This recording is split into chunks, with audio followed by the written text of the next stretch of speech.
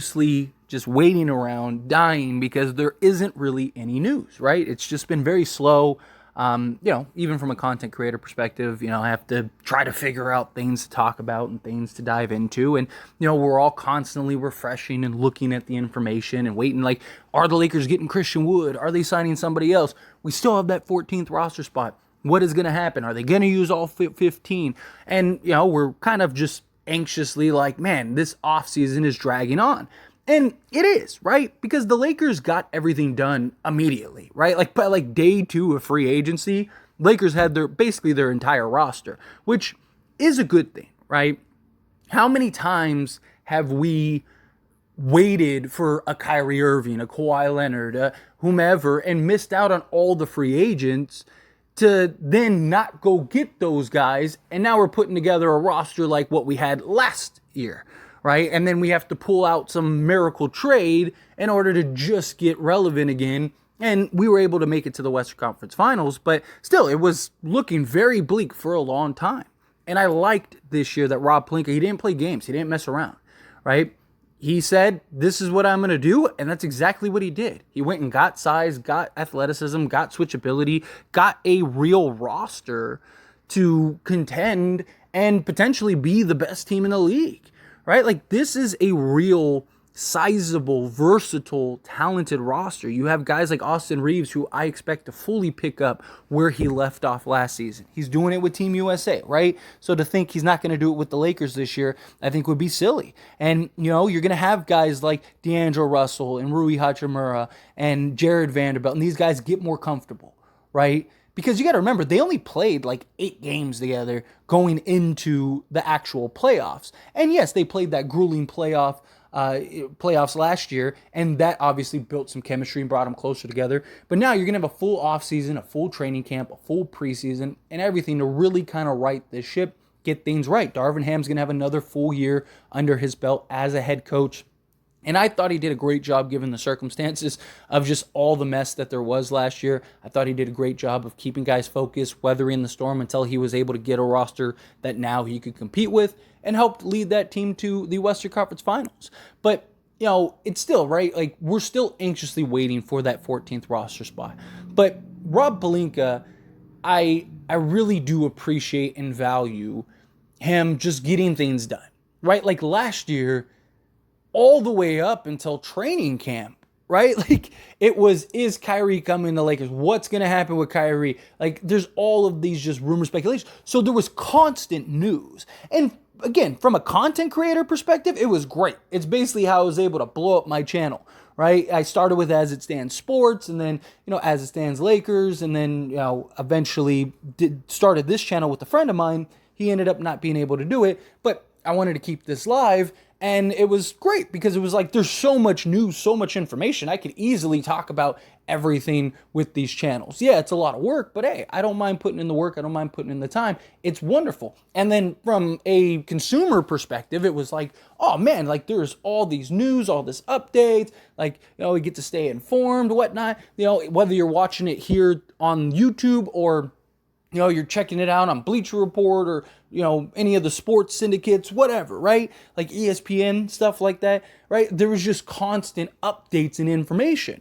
But this year, it's like, after day 2, that was it. And it was like that for basically the entire league, right? The only things that have really dragged on this year are the Damian Lillard and now James Harden thing, right? And Christian Wood, but a lot of that is just because of Damian Lillard. As we saw last year, everyone was waiting for Kevin Durant, right? So like there wasn't any like major moves or anything like that because it was like, well, where's Kevin Durant going to go? So teams were on this like standstill because it was like, depending on where he goes and what's given up and whatnot, that could shake up the NBA and maybe even potentially give other free agents more money or more opportunity, right? Say a free agent was, looking at, like 2 teams, right? Well, if he waits for Kevin Durant, then it's like, well, maybe now 5 or 6 teams might ask for him because they're like, hey, we need to upload, on some more size or some more perimeter guys or whatever. Like, so, hey man, like, don't go over here, come here, right? And we're seeing the same thing with like Damian Lillard, where Christian Wood, it's in his best interest to patiently wait and see like what happens with Damian Lillard. Does Damian Lillard go to Miami? Okay, well, what happens with Miami, right? Like, does Miami end up taking, Nurkic, or does he not? How does that shape up? Do they even have an open roster spot when all is said and done? Like, how is this going to look? How is this going to work? And then maybe I could go there if I'm going to get, a starting role and play 30 minutes a game or something. Or, oh man, like I have nowhere, like Miami's not a place I can go anymore. Let me go and sign with the Lakers, right? So it's about opportunity. And I do think Christian Wood needs either the Lakers or Miami, right? I think if he goes to any other team, he runs the risk of being completely out of the league. Miami, if he does well in Miami, you got heat culture, you got all that stuff, like he'll continue, even if it's not with Miami, he'll end up getting a job elsewhere if he buys in and does good with Miami. Same thing with the Lakers. Even if he doesn't re-sign with the Lakers, if he sticks with the Lakers, he'll end up getting opportunity elsewhere, right? But it is frustrating from a consumer standpoint, right? Because it's like, man, like I want to see how this goes. I want to know, how is this going to work? Like what are we doing? What's the final roster? How are we going to go into training camp?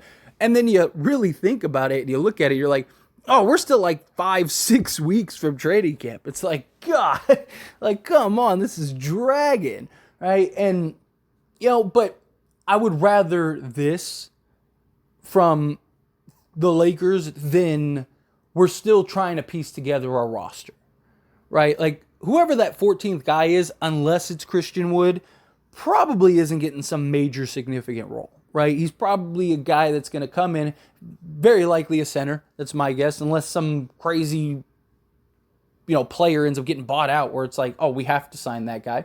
But you can guess that a center is coming for the Lakers.